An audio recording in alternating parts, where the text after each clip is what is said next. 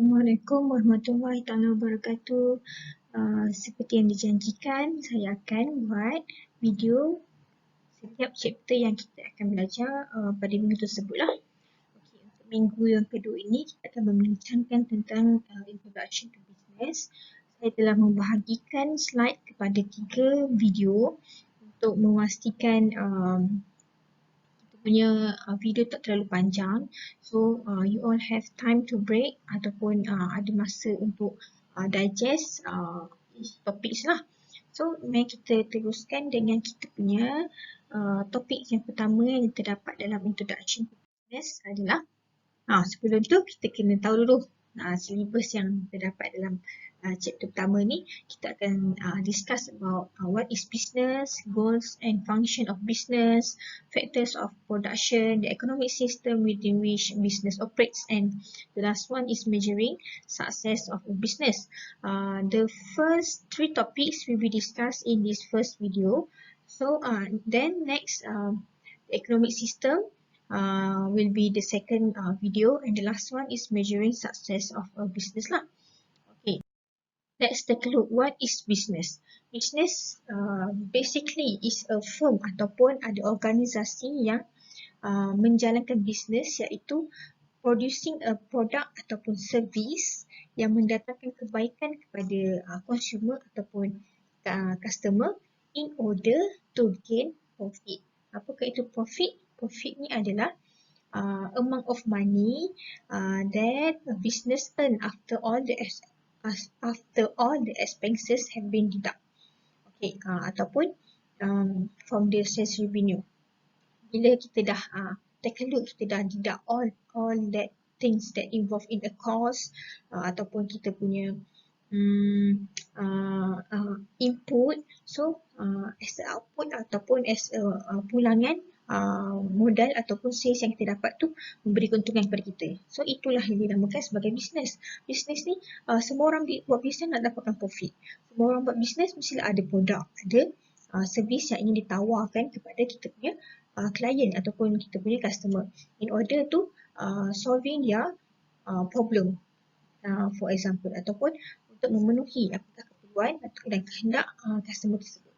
Itu adalah apakah itu bisnes. So dalam bisnes ni kita kena set, benda pertama kita kena set adalah goals. The things that one expect to achieve. Apa yang kita nak sebenarnya dalam kita buat bisnes ni kan?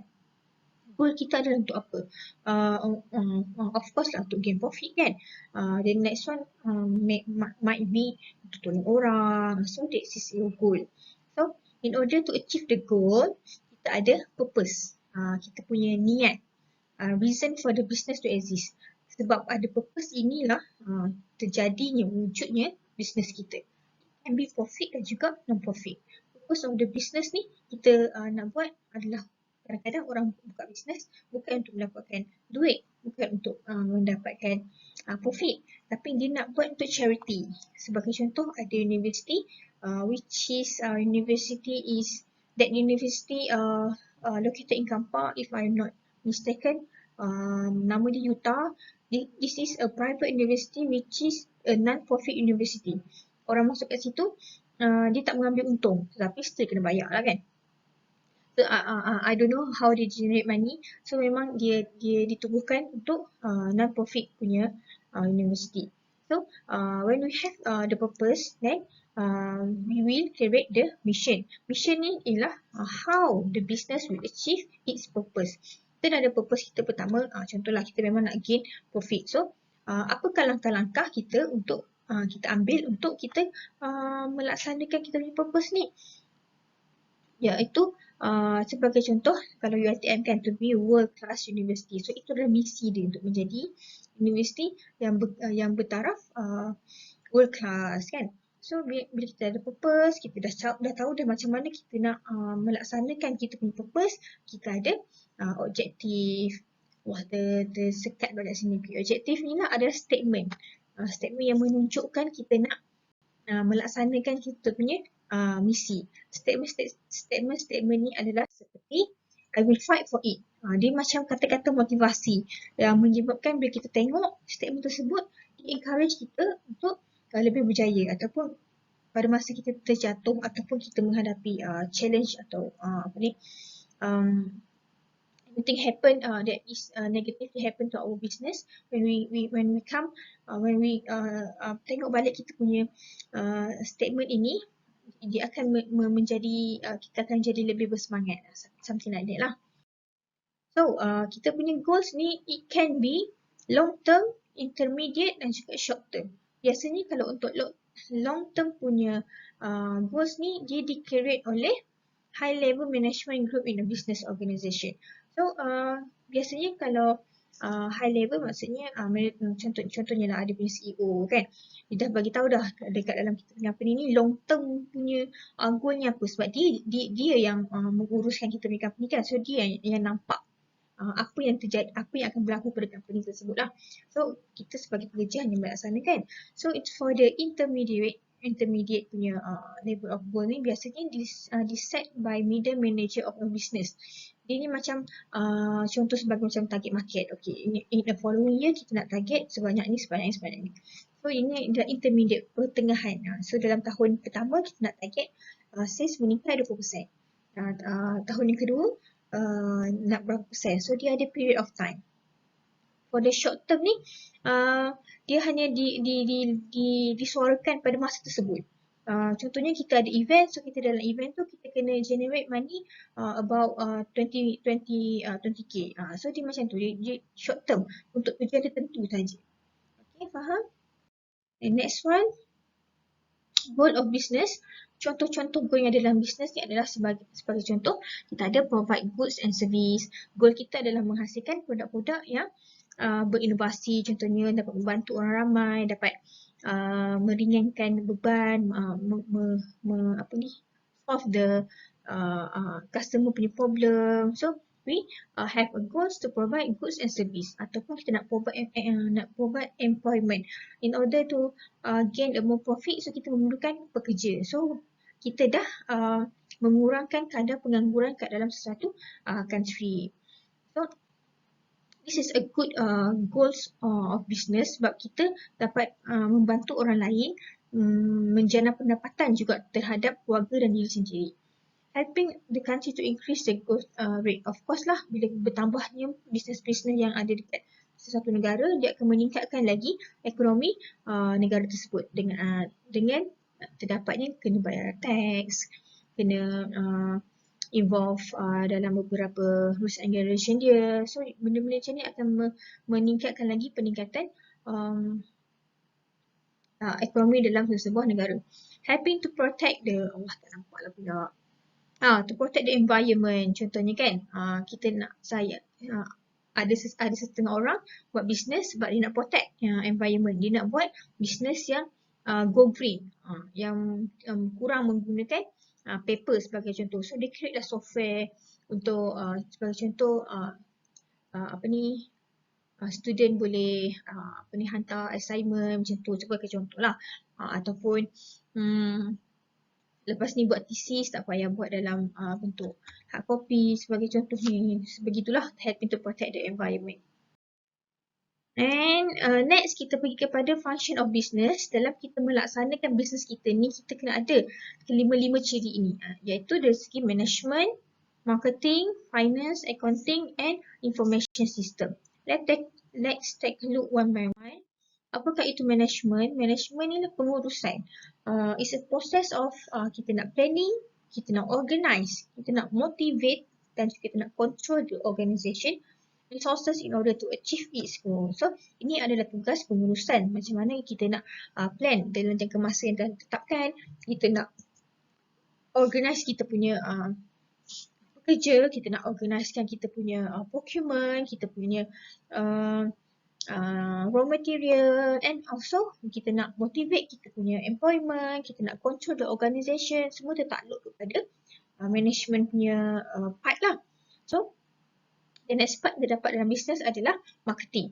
Macam business without marketing ni dia macam nothing. Kalau kita ada business, kita mesti akan buat marketing. Marketing adalah process of planning and executing the conception, pricing, promotion and distribution. Macam mana kita nak first create awareness ataupun kita nak memperkenalkan kita punya produk kepada orang kan. So macam mana dia diteruskan oleh marketing.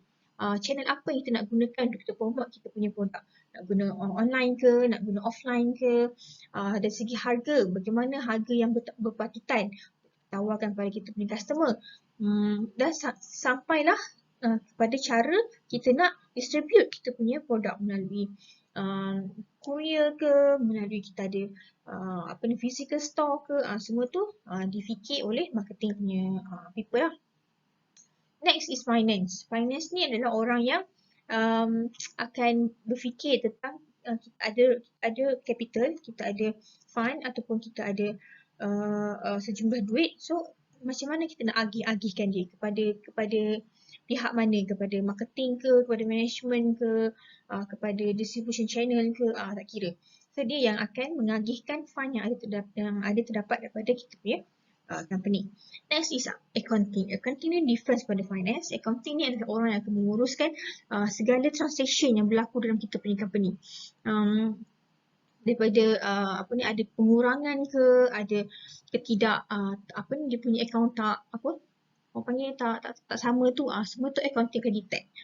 So the last one is information system. In a company, of course lah kita ada let's say kalau kita nak kehadiran kita punya workers kan, so kita ada satu sistem yang akan generate the attendance of our workers, maybe from the punch card. So sistem-sistem sebeginilah yang akan memudahkan lagi kita untuk kita menjalankan bisnes. Sebagai contoh, untuk kita bagi gaji kan, kita ada sistem yang mengelola penggajian pekerja ni. Tak sewenang-wenangnya kita percaya word of mouth je. Macam pekerja kata, hari ni saya bekerja 8 jam, padahal tak ada hitam putih. So bila ada ni sistem yang boleh detect segala proven, so dia akan memudahkan kita punya bisnes tu kan. So the next one is factors of production. Dalam kita nak menghasilkan produk, kita nak menghasilkan sistem, apakah faktor-faktor yang membantu kita nak menghasilkan kita punya produk tu. For example, so kita ada part, kita ada land, kita ada labor, kita capital dan juga entrepreneurship. Land ni adalah is a tapak. Kalau kita nak membina factory for example, so kita memerlukan satu kawasan meletakkan kita punya factory lah. Contoh lain adalah land adalah sebagai kalau kita buat dalam bidang peladangan ke, dalam bidang producing a tea, contoh kat Cameron kan, kita memerlukan satu kawasan untuk kita terokai. So ini ada dinamakan sebagai one of the factor that we need to produce our product. It can be rent, and it can be sale, it can be bulk. So it depends on our capital lah. So kalau kita rasa kawasan tersebut sesuai, strategik untuk disewakan sahaja, so kita take a decision to rent only lah, tak beli kan. So kalau kita rasa macam kawasan tersebut sangat bagus untuk long term punya ni kan investment, so why not kita beli. The next one is a labor. Labor ni adalah sangat penting sebab ianya penggerak kepada sesuatu bisnes. Labor ni kita boleh terbagi pada dua, iaitu manual labor dengan mental labor. Manual labor ni adalah orang yang melaksanakan dari segi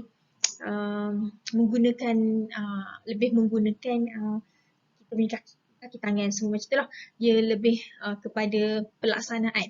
Sebagai contoh, kalau dengan kata lain adalah unskilled punya labor. Sebagai contoh adalah rubber tapper, rubbish collector, dikenali sebagai manual labor. Kalau mental labor ni dia memerlukan pemikiran, memerlukan skill untuk pelaksanaan seperti doktor, engineer, teachers kan. Dia bukan dikenali sebagai buruh kasar, tapi dia lebih kepada kerahan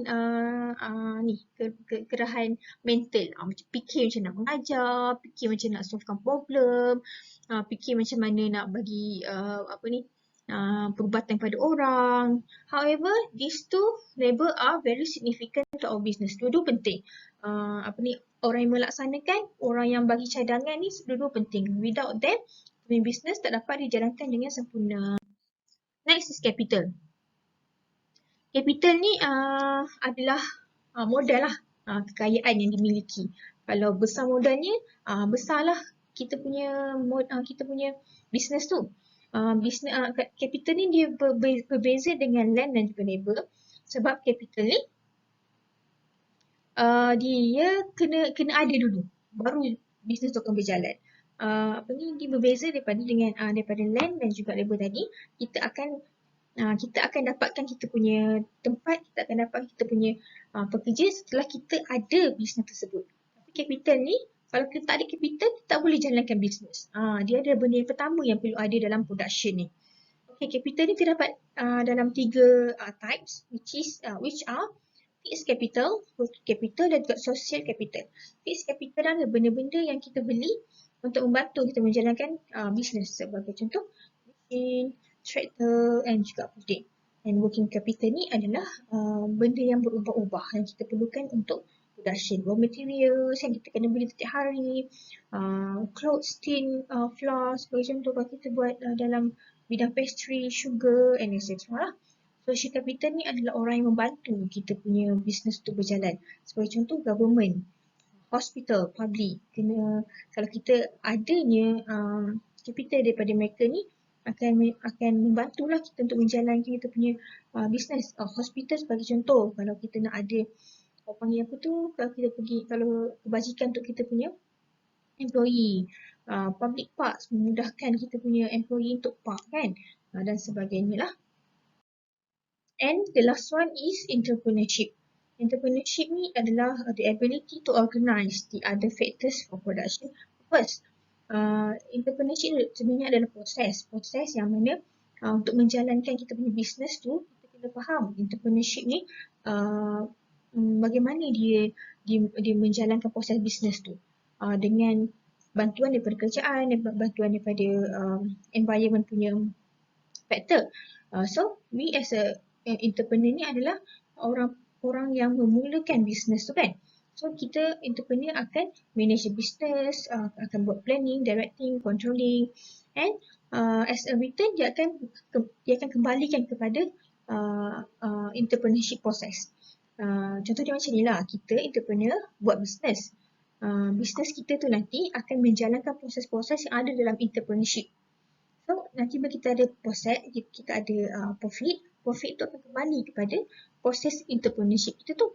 Without entrepreneurship ni proses tu, bisnes kita tak akan berjalan. Macam tu. So dia cakap lagi kat sini, positive profit is a gain while a negative profit is a loss.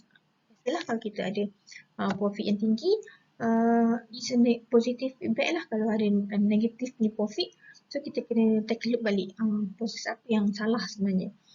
Profit is a return to entrepreneurship for risk taking, uncertainty bearing as well as innovation and charity. Maksudnya bila kita dah dapat profit, kita kembalikan balik kepada entrepreneurship untuk entrepreneurship proses ini do innovation ataupun untuk dia tampung balik apa benda yang kurang sebenarnya. Macam tu. Okay, sampai sini saja sebenarnya slide kita yang pertama ini. Okay, jumpa di slide kedua. Assalamualaikum.